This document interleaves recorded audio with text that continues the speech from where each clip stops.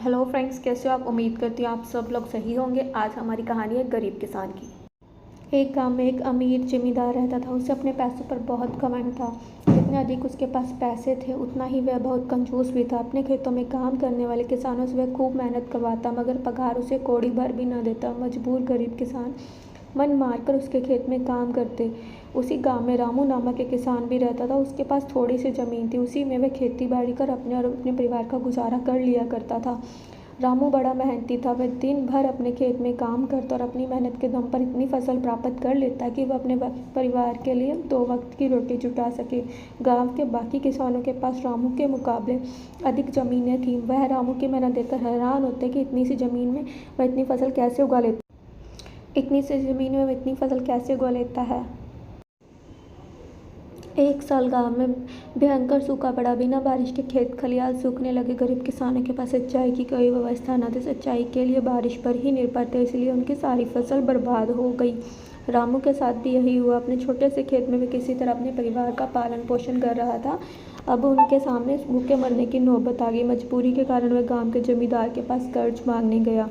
जमींदार कंजूस तो था ही। उसने सोचा कि यदि उसने रामू को पैसे दे दिए तो ये लौटा तो पाएगा नहीं, इसीलिए उसे अपने खेत में काम पर लगा लेता हूँ। मेहनती तो ये है ही, मजबूरी में कम पैसे मैं भी दुगनी मेहनत करवाऊंगा। उसने रामू से कहा, देख रामू, मैं तुझे कर्ज तो नहीं दे सकता, लेकिन इतनी मदद कर सकता हूँ कि तुझे अपने खेतों में काम पर रख लूँ। तुझे महीने के 1000 रुपये दे दिया करूँगा।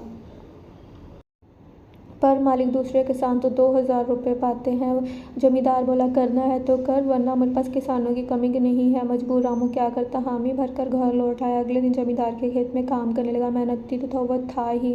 वह खूब मेहनत करता और लगन से काम करता। अपने 4 महीने का काम 2 महीने में कर दिया। इसे देख जमींदार बहुत खुश हुआ, लेकिन उसके मन में मक्कारी जाग उठी। उसने सोचा कि 4 महीने का काम इससे मैंने 2 महीने में तो करवा लिया है, क्यों ना इसे मैं अब निकाल दूँ। उसने रामू को बुलाया। उसके 2 महीने के पैसे देकर रामू को, या ले तेरे पैसे, कल से मत आना, मुझे तेरी ज़रूरत नहीं है। यह सुनकर रामू परेशान हो गया। बड़ी मुश्किल से उसका घर चल रहा था। अब उसके परिवार का पालन पोषण कैसे होगा। यह जमींदार के सामने गिड़गिड़ाने लगा। उसने उसे काम से ना निकाले, लेकिन जमींदार ने उसकी एक ना सुनी और उसके काम से उसे निकाल दिया।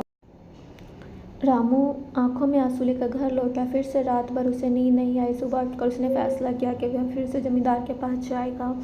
उससे विनती करेगा कि उसे वह काम पर वापस रख लें। यह जमींदार के घर के सामने जाकर बैठ गया। सुबह उठकर जब जमींदार अपने घर से बाहर निकला तो रामू को घर के सामने बैठा हुआ देखा। उसने पूछा, क्या हुआ रामू, क्यों आया है।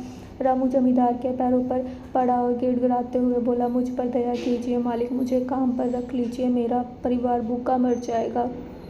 जमींदार ने उसकी एक ना सुनी और उसे धक्के मार के वहाँ से निकाल दिया। रामू उस समय तो वहाँ से चला गया, लेकिन अगली सुबह फिर सेठ के घर के सामने जाकर बैठ गया। जमींदार ने उसे बहुत बुरा भला कहकर उसे वहाँ से, घर के अपने बाहर से निकाल दिया। अब से रोज़ यही क्रम चलने लगा। रामू रोज़ जमींदार के घर सामने जाकर बैठ जाता। जमींदार उसे भगा देता। पूरे गांव में इस बात की चर्चा होने लगी। सब जमींदार को बुरा भला कहने लगे।